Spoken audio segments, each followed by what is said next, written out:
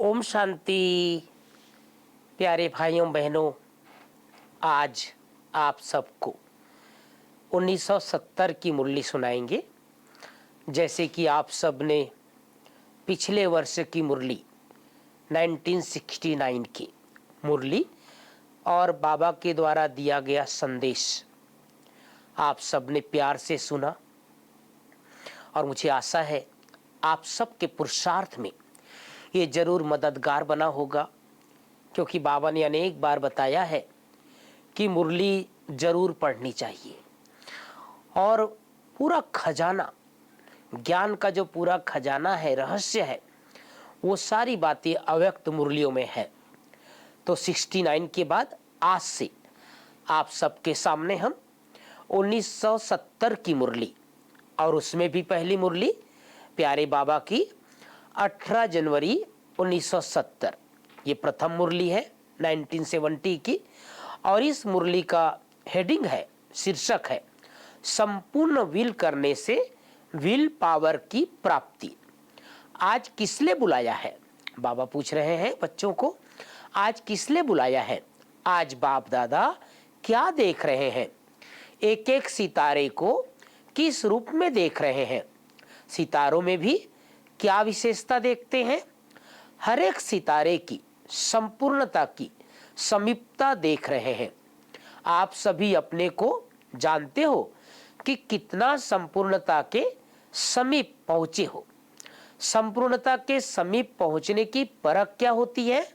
संपूर्णता की परख यही है कि वह सभी बातों को सभी रीति से, सभी रूपों से परख सकते हैं। आज सारे दिन में क्या क्या स्मृति आई? क्योंकि 18 जनवरी है, हम सबको प्यारे बाबा की याद आती है। तो बाबा पूछ रहे हैं आज क्या क्या याद आई? चित्र स्मृति में आया, वह चरित्र स्मृति में आया। चित्र के साथ और कुछ याद आया? तो किसी ने जवाब दिया है शिक्षा याद आई, ड्रामा याद आया। चित्र के साथ विचित्र भी याद आया। कितना समय चित्र की याद में थे और कितना समय विचित्र की याद में थे, या दोनों की याद मिली हुई थी? विचित्र के साथ चित्र को याद करने से खुद भी चरित्रवान बन जाएंगे। अगर सिर्फ चित्र और चरित्र को याद करेंगे तो बाबा ने कहा चरित्र की ही याद रहेगी। इसलिए विचित्र के साथ चित्र और चरित्र याद आए। आज के दिन और भी कोई विशेष कार्य किया? सिर्फ याद में ही मगन थे कि याद के साथ और भी कुछ किया? तो जवाब आया विकर्म विनाश। यह तो याद का परिणाम है, रिजल्ट है।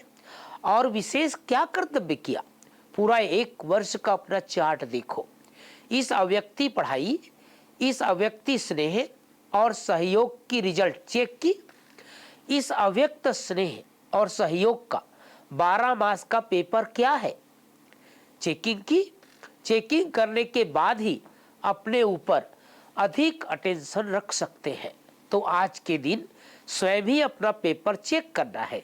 व्यक्त भाव से अव्यक्त भाव में कहां तक आगे बढ़े, यह चेकिंग करनी है। अगर अव्यक्त स्थिति बढ़ी है तो अपने चलन में भी अलौकिक होंगे। अव्यक्त स्थिति के प्रैक्टिकल परख क्या है? अलौकिक चलन। इस लोक में रहते अलौकिक कहां तक बने हो, यह चेक करना है। इस वर्ष में पहली परीक्षा कौन सी हुई? बाबा पूछ रहे हैं पहली परीक्षा कौन सी हुई?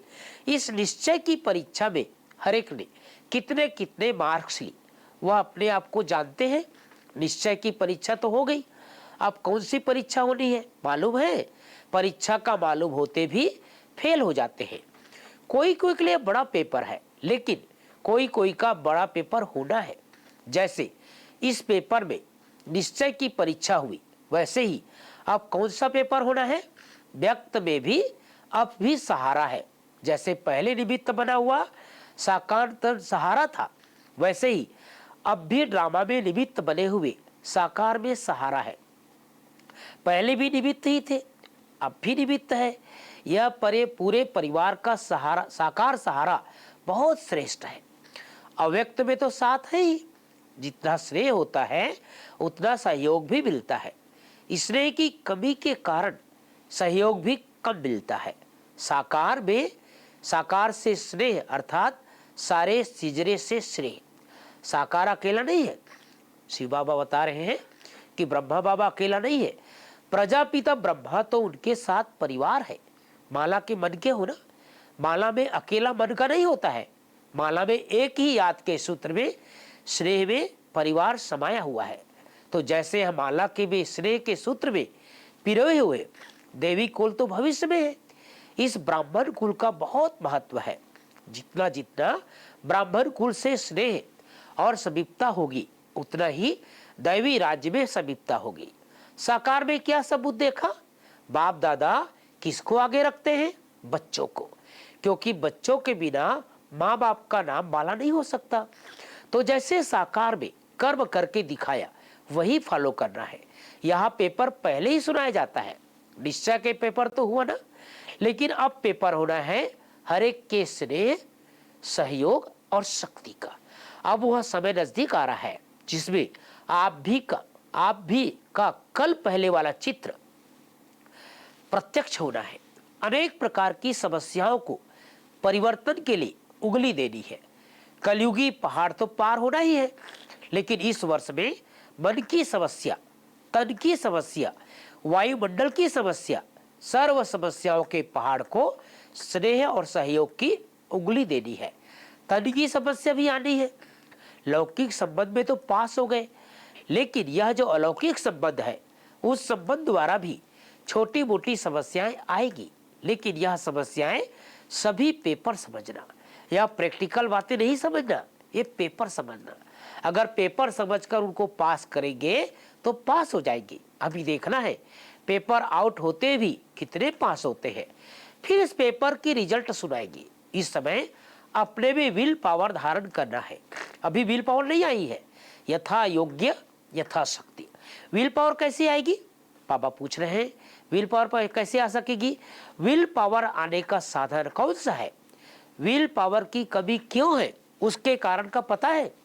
याद की कमी भी क्यों है? बाप ने साकार में कर्म करके दिखाया है। विल पावर कैसे आई?